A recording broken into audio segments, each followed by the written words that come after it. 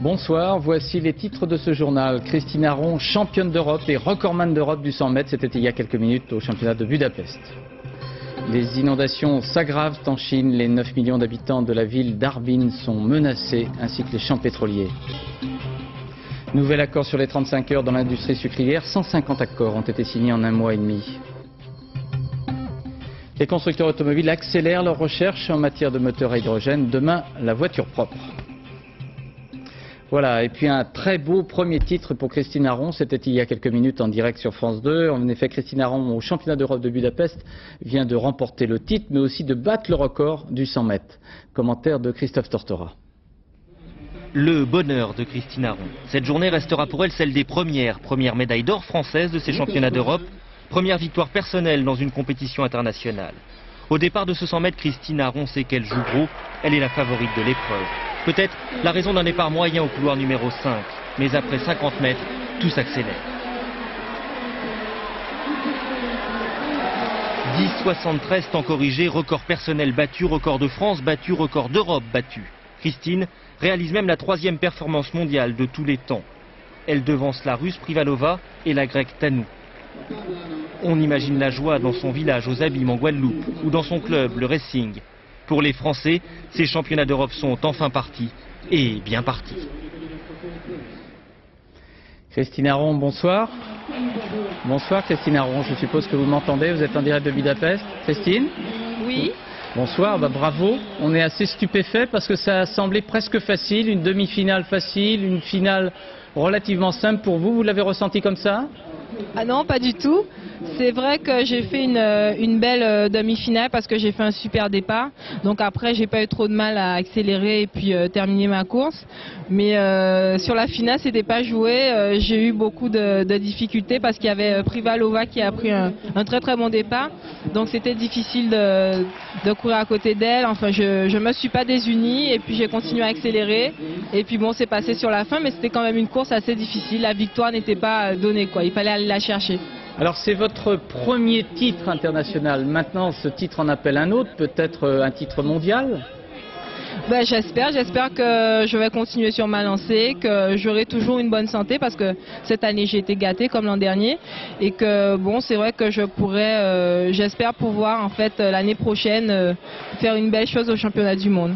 Je suppose que vous avez pensé à tous ceux qui en Guadeloupe attendaient ce titre? Oui, c'est vrai que j'ai une grosse pensée pour les Guadeloupéens, en particulier ma famille bien sûr, parce que je sais qu'ils m'ont suivi pendant ces championnats et surtout mes parents depuis de longues années qui ont toujours été présents pour moi, même quand ça n'allait pas, surtout pendant mes blessures. Donc je les remercie, ils ont été vraiment très très gentils avec moi et puis donc je suis contente de pouvoir leur offrir ce titre ce soir. Merci beaucoup et bravo encore Christine Aron. Déception en revanche cet après-midi lors de la demi-finale du 400 mètres haies. Messieurs, vous allez le voir, le Français Stéphane Diagana est tombé à la 9e haie. Il ne pourra donc pas disputer la finale. Stéphane Diagana qui souffrait également d'une douleur à la cuisse. Suite demain sur France 2 et France 3 de ces championnats d'Europe de Budapest. Au nord-est de la Chine, Harbin, une ville de 9 millions d'habitants, est sérieusement menacée d'inondation à la suite de la crue de la rivière Songhua, l'affluent de l'Amour. Des écluses ont été détruites et l'aéroport pourrait être fermé. Des milliers de soldats, avec des moyens rudimentaires, tentent de s'opposer à cette invasion jusqu'ici inéluctable des eaux. Commentaire Jérôme Laurent. Il faut écoper sans arrêt. Ce n'est pas un bateau qui est inondé, juste une ville de 9 millions d'habitants. Contre toute attente, Harbin, la capitale du Heilongjiang, est aujourd'hui directement menacée par les eaux.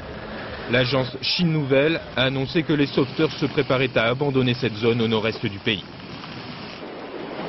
Dans le bassin du Yangtze, la situation s'est en revanche stabilisée, mais des centaines de milliers d'habitants ont été évacués, créant un exode sans précédent. Les risques sanitaires sont grands. L'eau, croupie, sert à faire la cuisine, la lessive. Et dans ce contexte, des épidémies à grande échelle sont à craindre. Beaucoup de ces réfugiés ont été sacrifiés pour sauver les grandes capitales. Notre coin n'était absolument pas inondé, mais les consignes d'en haut nous sont tombées dessus. Il fallait partir pour protéger la ville de Wuhan et la digue principale.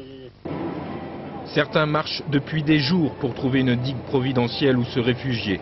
Épuisés et choqués, ils s'arrêtent parfois au bord des routes. Ce n'est pas encore la famine, mais la nourriture commence vraiment à manquer.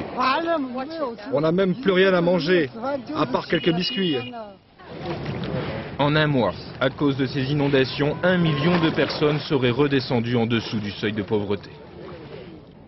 Et quant à la région de Dakhing, où se trouvent les réserves de pétrole, 19 000 puits de forage, elle est également en danger d'inondation. 2 000 puits de forage ont été déjà fermés. Ce soudain dérèglement climatique et ces inondations contre lesquelles les autorités chinoises semblent impuissantes, au point que le ministre de la Santé à Pékin estimait hier que la situation sanitaire était très critique. Ces dérèglements ont des origines qu'il convient de tenter de comprendre maintenant. Voici le reportage depuis Pékin de notre correspondante permanente Isabelle Bechler. La stridence des Si n'en finit pas à l'est du Tibet et du Sichuan.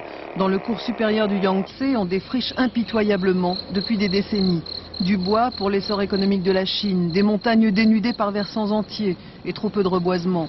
Résultat, l'érosion qui laisse le sol dans l'incapacité de retenir l'eau de pluie. La boue entraîne de petites roches jusqu'au fleuve, ce qui a fait remonter le fond de son lit de 3 mètres en 50 ans. Voilà pour une des causes de la catastrophe. Comme le limon du Yangtze a toujours donné à ses rives une fertilité sans égale, Mao avait ordonné que chaque centimètre carré en soit cultivé. Les abords du fleuve sont désormais la région exploitée de la manière la plus intensive et il y vit 300 millions de Chinois, soit un quart de la population. Pour gagner des terres habitables, les autorités ont fait combler des lacs. On a sacrifié d'immenses réservoirs d'écoulement naturel de l'eau au profit d'ambitieuses zones industrielles, cause numéro 2. Pour comprendre pourquoi chaque année qui passe voit une nouvelle crue plus ou moins catastrophique, il faut encore compter avec la négligence de longue date quant à la construction et à la maintenance des digues. Depuis que Deng Xiaoping a donné le coup d'envoi de l'économie de marché, voilà 20 ans, chacun a négligé les tâches et les devoirs collectifs au profit de l'enrichissement personnel. Cela coûte cher de construire des digues et des barrages. Les administrations locales n'en ont pas les moyens. Elles ont donc fait l'impasse sur ces travaux d'infrastructure et leur ont à chaque fois préféré des projets industriels à la visibilité plus gratifiante. Mais de tout cela, les leaders chinois se moquent comme d'une guigne. Leur enfant chéri, c'est le barrage des Trois Gorges. L'ouvrage colossal doit endiguer les caprices meurtriers du fleuve, ont promis les cadres du parti. Ils oublient que placé relativement en amont, le barrage n'absorbera qu'une faible partie des eaux de pluie et de ruissellement. Les écologistes y voient même la 4e cause des inondations. La folie des grandeurs, 180 milliards de francs auraient absorbé tous les crédits, plus un sou pour les digues. Dans l'histoire de la Chine, il était de la responsabilité des empereurs de construire des digues pour protéger terres et populations. Quand ils manquaient à leur devoir, on dit que leur négligence précipitait la chute de la dynastie. À défaut de faire tomber le Parti communiste chinois, cette crue met en danger l'objectif de 8% de croissance de l'économie chinoise cette année.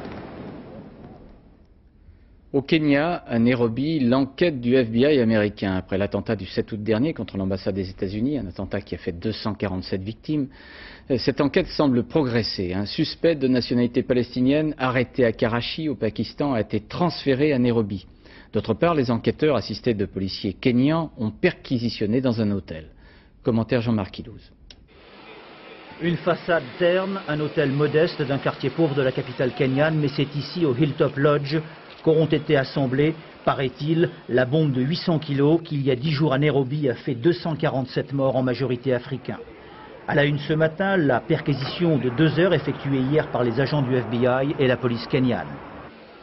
Témoin, ces traces de poudre de carbone laissées par les enquêteurs à la recherche d'empreintes digitales dans les chambres 102 et 107 où auraient, selon la presse kenyane, auraient séjourné 7 terroristes dont les 3 kamikazes théoriquement tués au moment de l'explosion.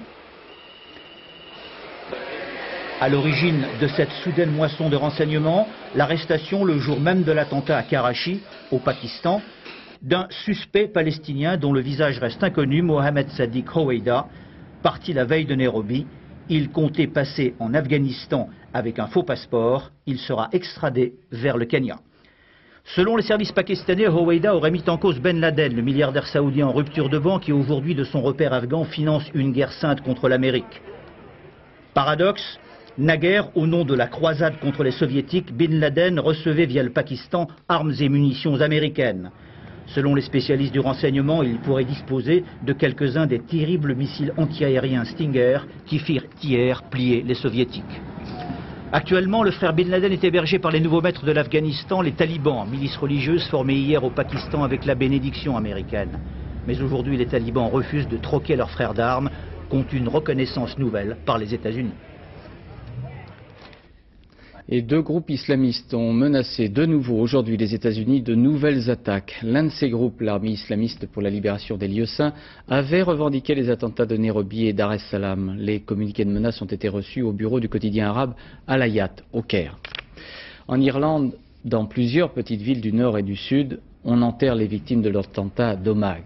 Ce matin, la présidente de la République d'Irlande, Mme Mary McAleese, s'est rendue dans le Donegal, dans une petite ville, au domicile des parents de 3 enfants victimes de l'attentat. Ces 3 enfants avaient 12 et 8 ans. Dès hier soir, nous vous annoncions la revendication par l'IRA véritable de cet attentat d'Omagh. Ce groupuscule qui estime que l'accord de paix est une trahison totale présentait en même temps ses excuses aux victimes. Et dans le même communiqué, l'IRA véritable annonçait la suspension de ses actions et un cessez-le-feu. Les réactions ont été très vives. Beaucoup ont parlé de manœuvres cyniques. Reportage en Irlande de Valérie Fourniou. Ce sont ses frères qui vont porter Brenda en terre. Une jeune fille de 17 ans, pleurée par ses amis et toute une communauté catholique qui n'accepte ni les remords, ni les excuses des terroristes de l'IRA véritable qui l'ont sauvagement assassinée. Pourquoi faire des excuses? Ce sont de sales types. Faut poser les armes et les mettre à terre. Ce sont des animaux. Des brutes. Ils sont finis. Plus personne ne veut entendre parler d'eux. Je vous le dis, plus personne. Ils n'ont pas de conscience. Les gens qui veulent faire des actes fous le feront toujours. Ils fabriqueront toujours des bombes. Il faut arrêter ça. J'espère que samedi c'était la dernière fois. Après avoir massacré 28 personnes, dont 9 enfants, l'IRA véritable a annoncé hier la suspension de ses activités militaires. Une annonce accueillie par la classe politique avec un grand scepticisme. Des politiques plus que jamais déterminés à éradiquer l'IRA véritable, sauf le Sinn Féin, encore prêt à discuter avec ces terroristes.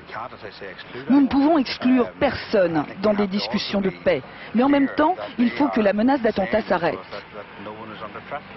Dès lundi dernier, une traque sans merci a été lancée par les polices des 2 Irlandes pour retrouver tous les membres de l'IRA véritable, au total 30 terroristes.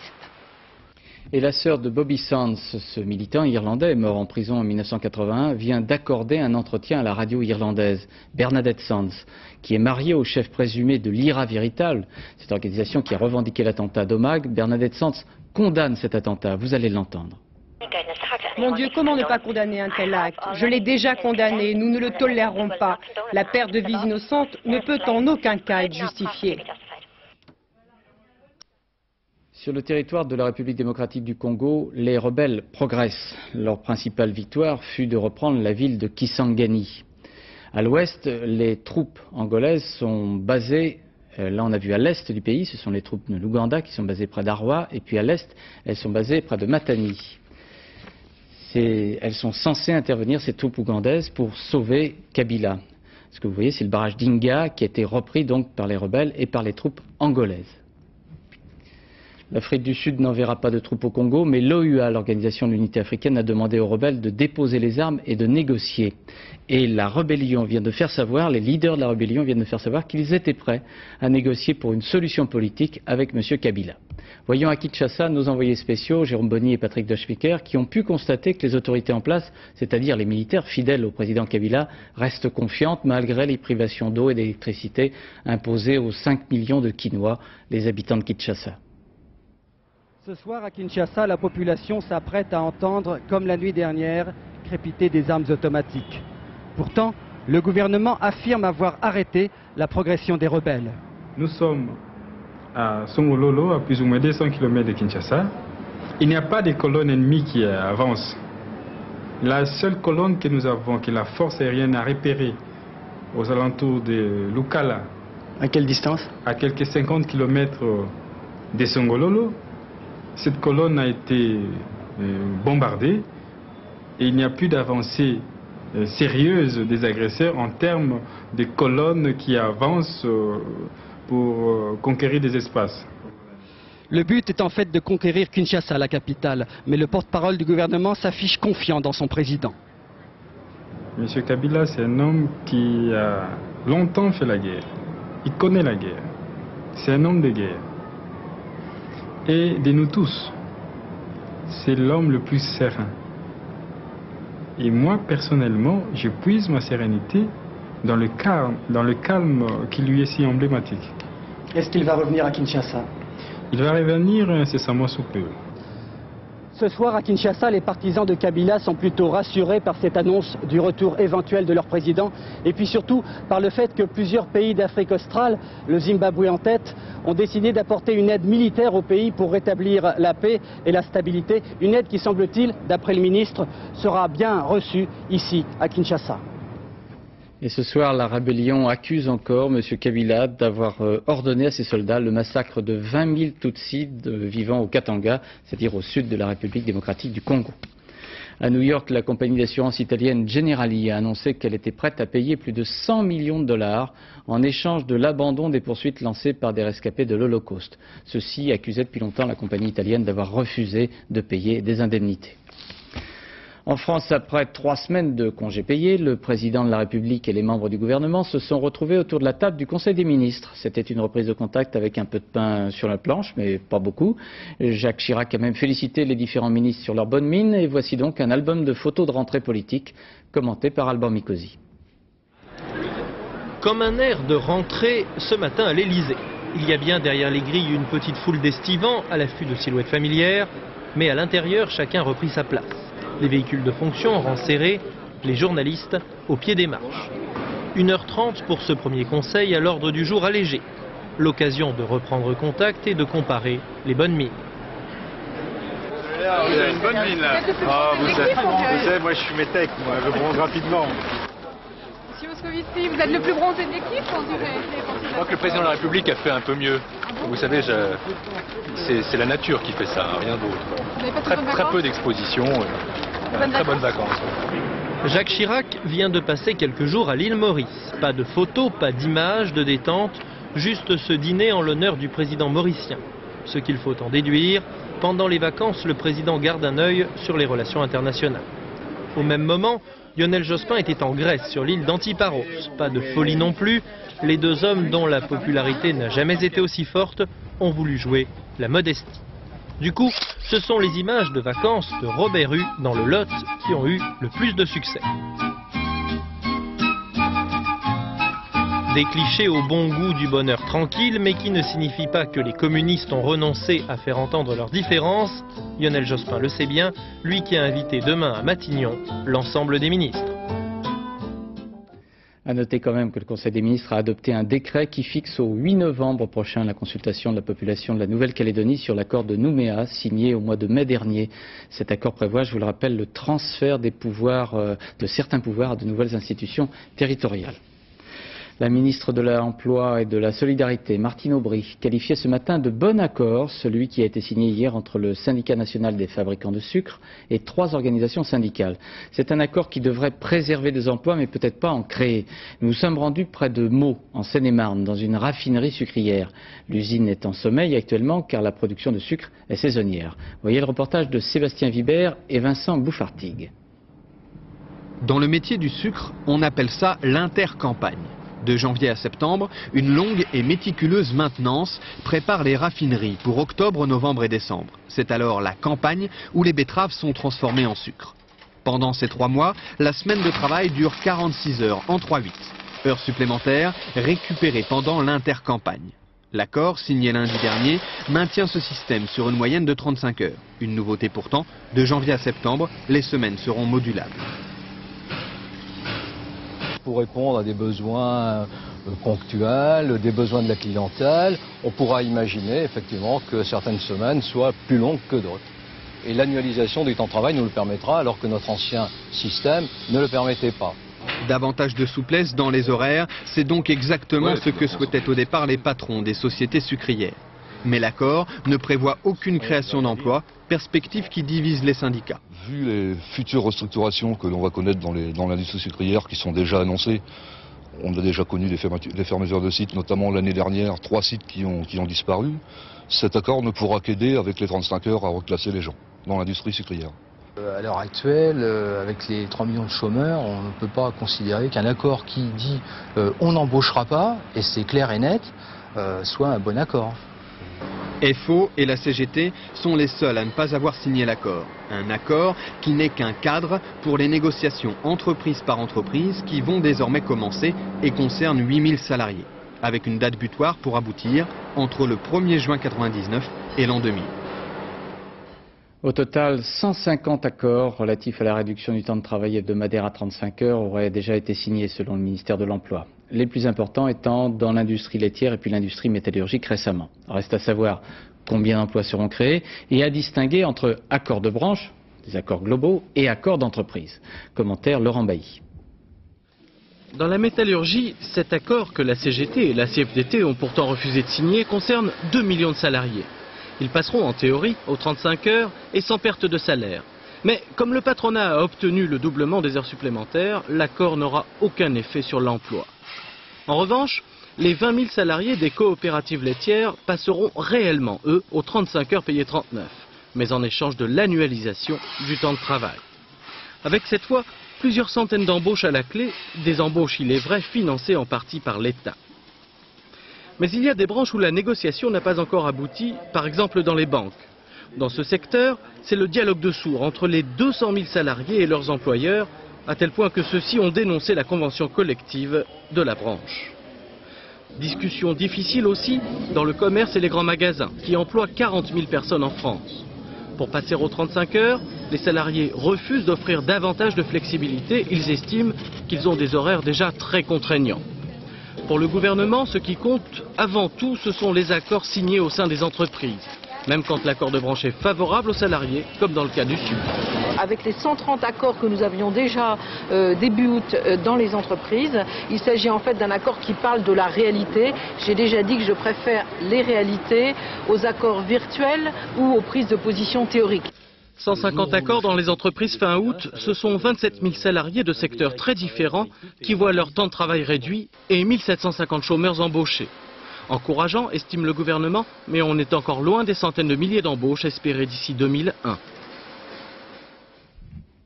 Un autre type d'emploi voulu par le gouvernement, les emplois jeunes. Ils ont souvent été créés dans le secteur de l'environnement.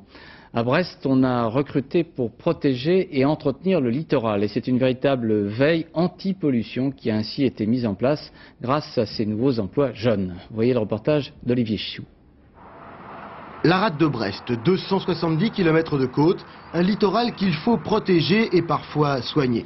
Pour y parvenir, il a fallu créer un nouveau métier, ouvrier côtier.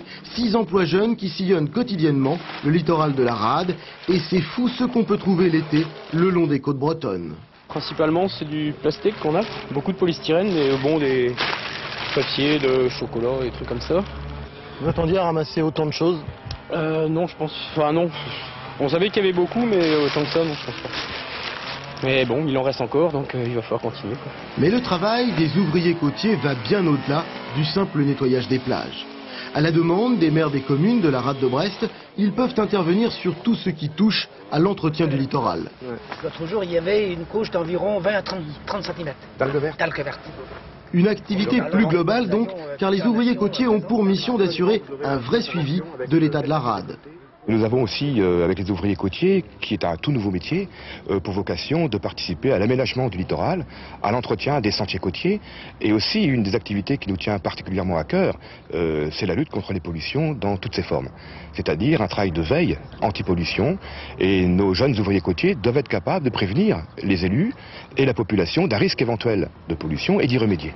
Les 6 jeunes recrutés parmi des centaines de candidats viennent d'horizons plutôt différents. Dans l'équipe, il y a un paysagiste, un ancien charcutier et même un ouvrier chaudronnier. Mais tous découvrent leur nouveau métier avec un égal plaisir. On n'a pas les bruits d'usine, on n'a pas les bruits de marteau, on n'a pas les bruits de machine. On a les voitures, on a les oiseaux. On a les gens ici qui s'arrêtent, qui nous demandent, qui discutent. Les ouvriers côtiers n'auront pas de trop de 5 ans pour mener à bien leur mission. Une mission qui de toute façon ne portera ses fruits que si le même travail est fait en amont sur la qualité des eaux déversées dans la rade de Brest. Et c'est peut-être de ce côté-là qu'il y aurait le plus à faire.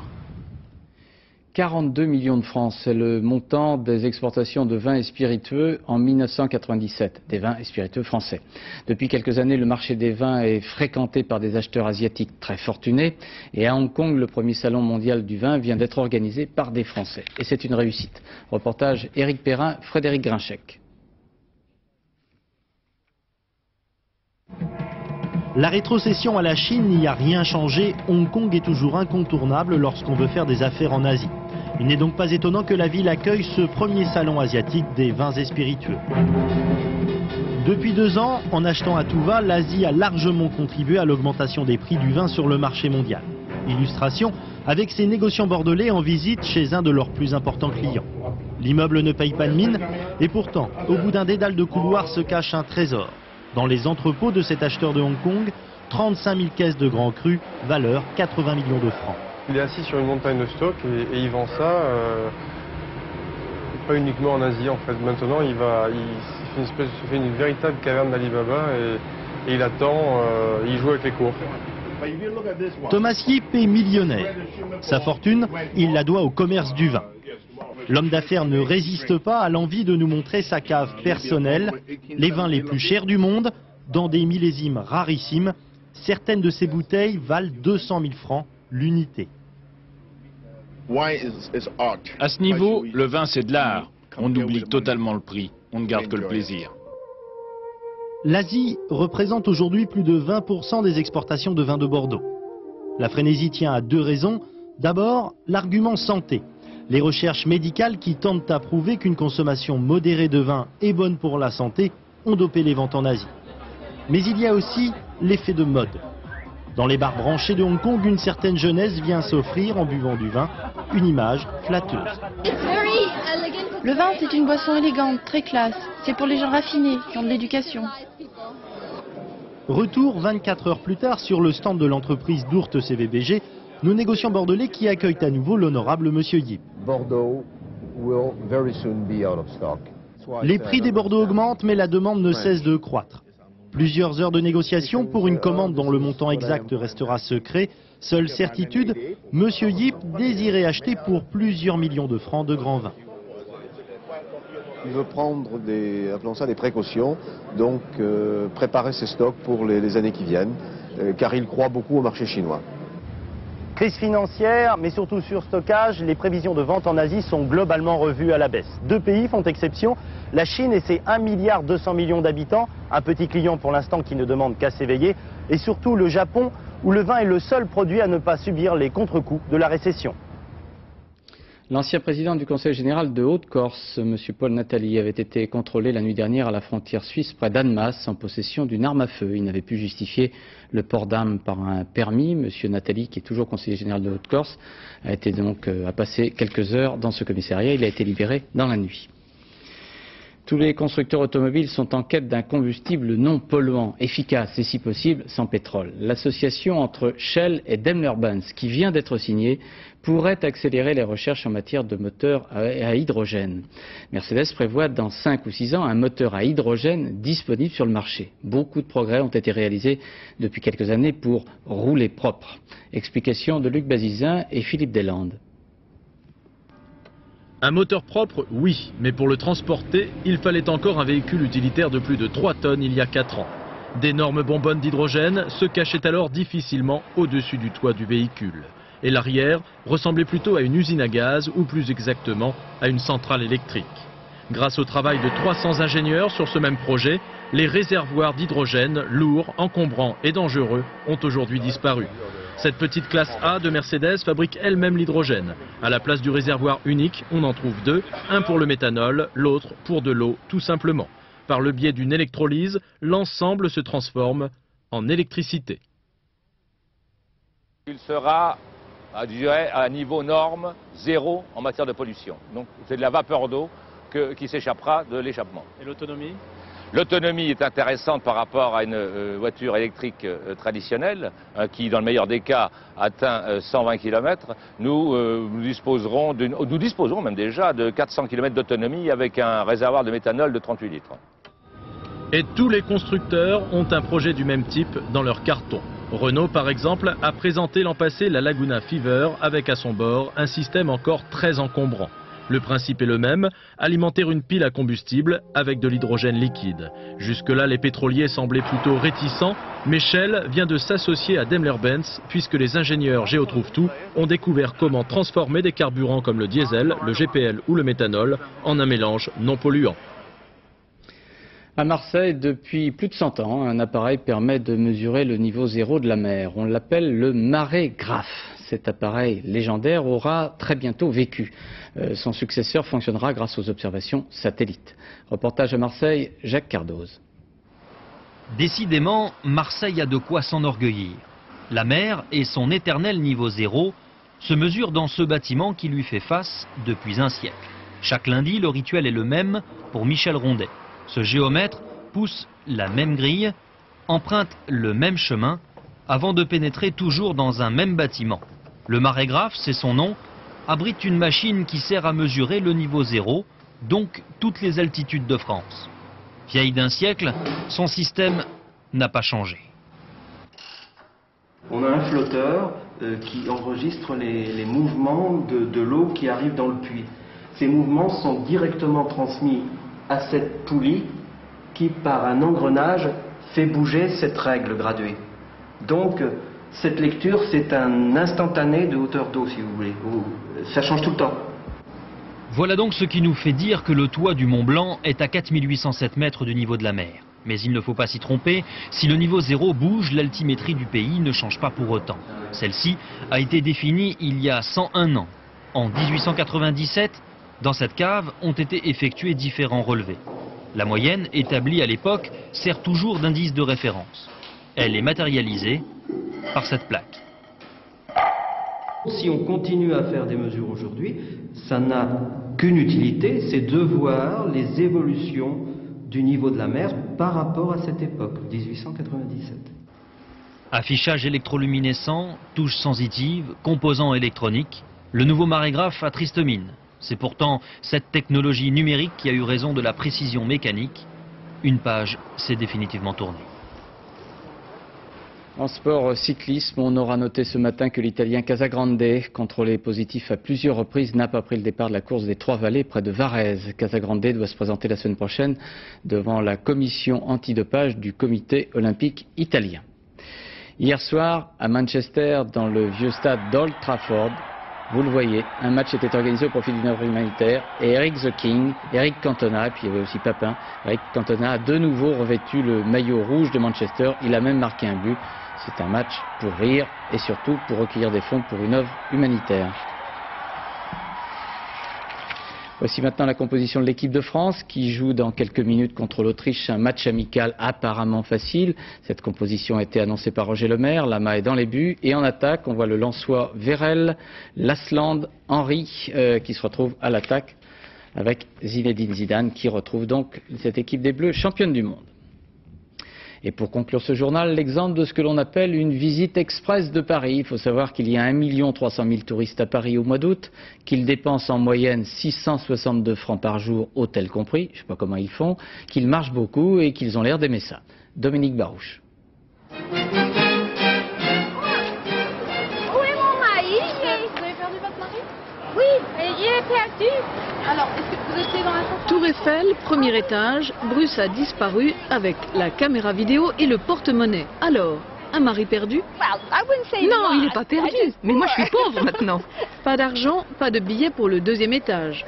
Bruce y était, seul et sans remords. J'avais l'argent, mais il pouvait monter à pied. À peine monté, déjà descendu. Le tour n'attend pas. Bruce, sa femme et son fils ont débarqué ce matin à Paris pour 48 heures.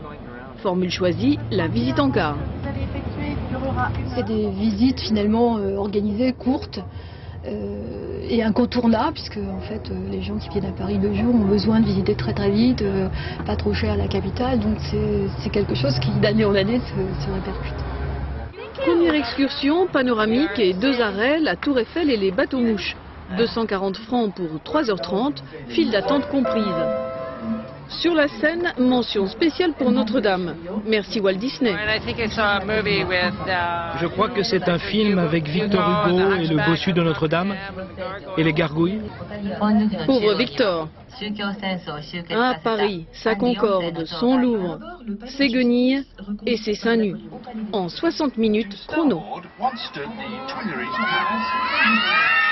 Bien, donc vous restez toujours avec nous, nous allons directement vers le cabaret de la soirée Le Moulin Rouge. On arrive à la place Pigalle, je ne suis un puritain.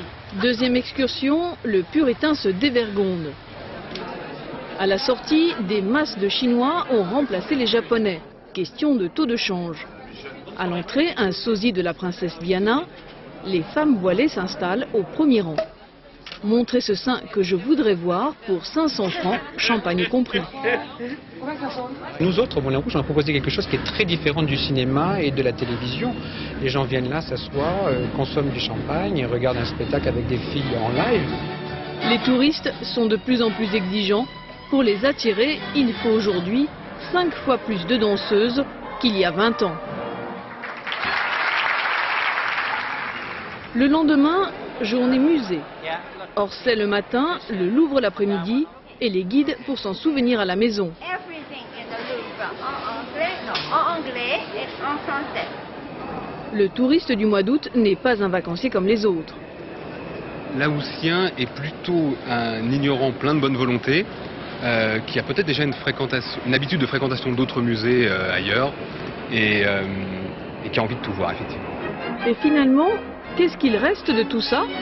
Nous avons vu le Cézanne, le Monet, le Renoir, le Degas, le Gauguin, le Rodin, le Maillot, la Guyon. Ok, that's enough. Je vous le confirme, il y a d'autres choses à voir à Paris. C'est la fin de cette édition. Je vous en rappelle les principaux titres. La très belle victoire de Christine Aron il y a quelques minutes à Budapest au championnat d'Europe. Elle est championne d'Europe et recordman d'Europe du 100 mètres. Et puis un nouvel accord sur les 35 heures, cette fois-ci dans l'industrie sucrière. 150 acteurs ont déjà été signés en 1 mois et demi. Dans un instant, la météo avec Isabelle Martinet et puis le téléfilm Raisin d'or avec Pierre Arditi. Le dernier journal, ce sera vers 0h15. Il sera présenté par Florence Duprat. Demain, 7h50, Françoise Laborde recevra pour les 4 vérités Ségolène Royal, ministre déléguée à l'enseignement scolaire. À demain 20h. Bonsoir. Merci.